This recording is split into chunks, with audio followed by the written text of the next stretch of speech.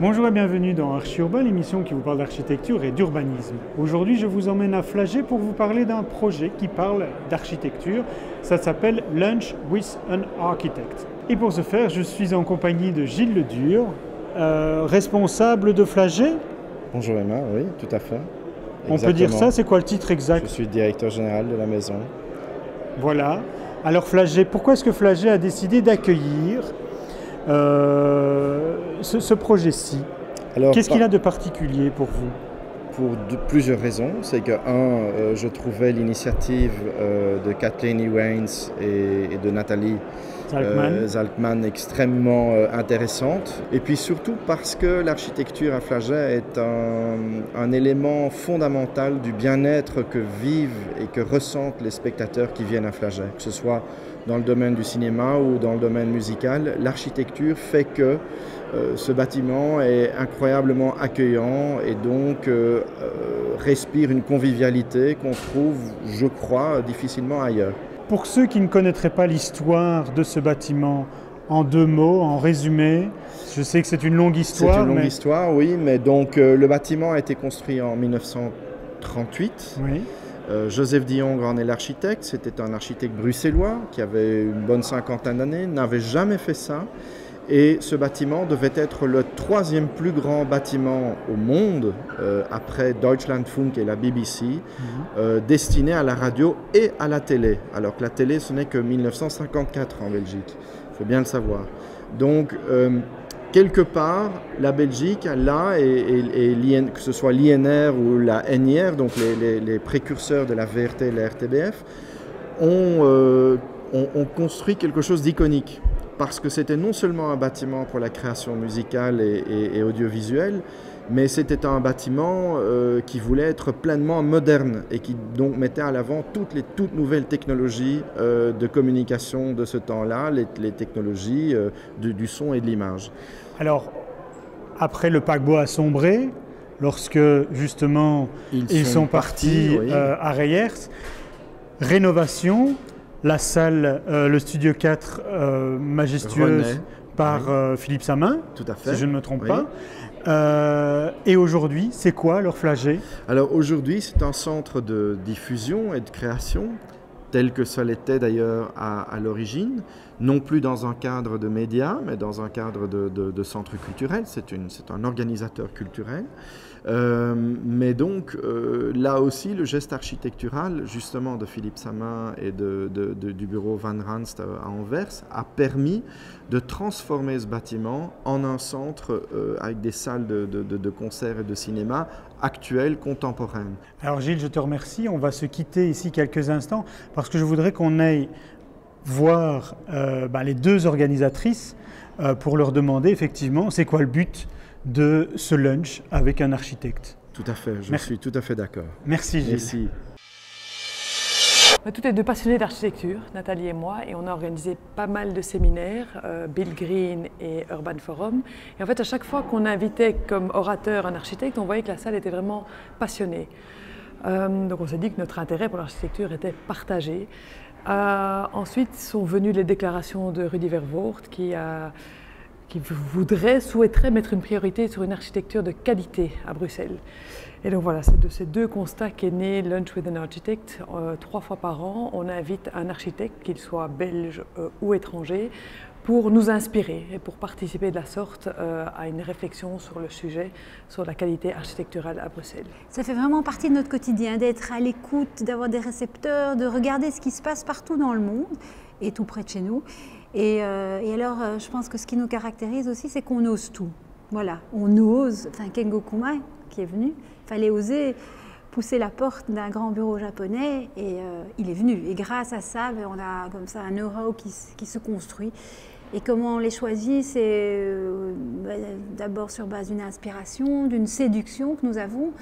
Et en fonction des opportunités également. Ici, notre objectif, c'était vraiment de parler au monde immobilier. Et donc, on avait déjà eu l'expérience à travers Bill Green qu'il faut trouver des formats qui les attirent. Donc leur proposer le soir à 8 heures, ils ne vont pas venir, ils ne vont pas ressortir de chez eux. Donc le but c'est vraiment de l'intégrer dans une journée de manière courte. Donc c'est la raison pour laquelle on invite aussi qu'un orateur.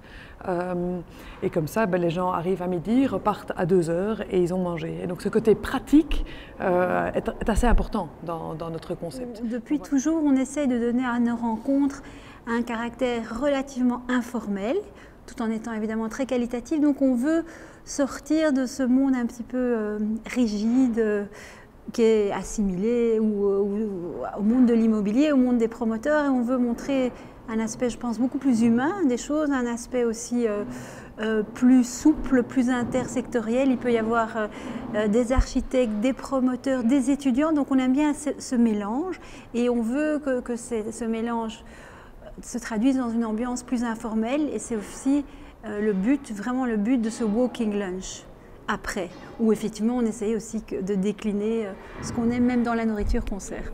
Xavier, ma question, c'était de vraiment savoir, tu es le deuxième architecte invité à ce Lunch with an Architect. Pourquoi avoir accepté cette invitation? Qu'est-ce qui fait que cette manifestation est importante pour toi? Je pense que c'est peut-être pas si important pour moi, mais je pense dans le milieu de Bruxelles, il est important de rapprocher le monde de l'architecture, le monde du gouvernement et le monde de l'immobilier. Donc ça, en soi, c'est très intéressant. La formule que ce soit un lunch comme ceci, c'est quelque chose qui pour toi est une formule qui t'intéresse, qui fait mouche. Est-ce que tu viendras à la prochaine séance? Je viendrai sans doute. Si ce n'est que parce que je connais très bien l'orateur suivant, Oui. Winnie Maas. J'ai travaillé avec lui pendant 5-6 ans ensemble à Rotterdam. Ça m'intéresse aussi ce qu'il a à dire sur le milieu ou disons, le contexte urbain de Bruxelles. Tant que je t'ai à mes côtés, justement, je voudrais te parler de la place Rogier, parce que j'habite juste à côté. C'est prévu pour quand la fin des travaux? Je ne peux pas vous dire. Ça t'ennuie que ça prenne du temps? Beaucoup. Donc tu n'en es pas responsable? Mais bien sûr que non. Alors, il y a plein de choses qui circulent dans la presse, notamment la couverture de l'Auvent, où on dit « Ah, ça y est, on a mal fait les calculs, on ne sait pas mettre du verre, on va mettre une bâche ». Qu'est-ce que tu réponds à ça? C'est une erreur de la presse. Oui. C'est tout simplement, donc il y a une longue histoire à ce projet. Il faut se réaliser qu'au moment d'un concours, on a, en général, je ne parle pas spécifiquement, on a très peu d'éléments de base. Et comme c'est un projet qui est beaucoup intégré dans un contexte préexistant, il y a des choses qu'on apprend après, en faisant l'étude technique.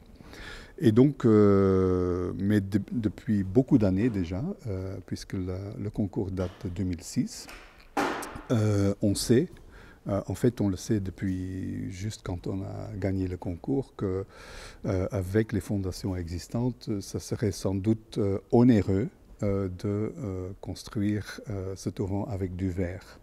C'est la raison pour laquelle on a tout de suite, en fait, et ça date d'il y a 9 ans, changé le concept de couverture. Et donc c'est une toile translucide aujourd'hui, mais prévue depuis très longtemps, qui est suspendue à la structure métallique.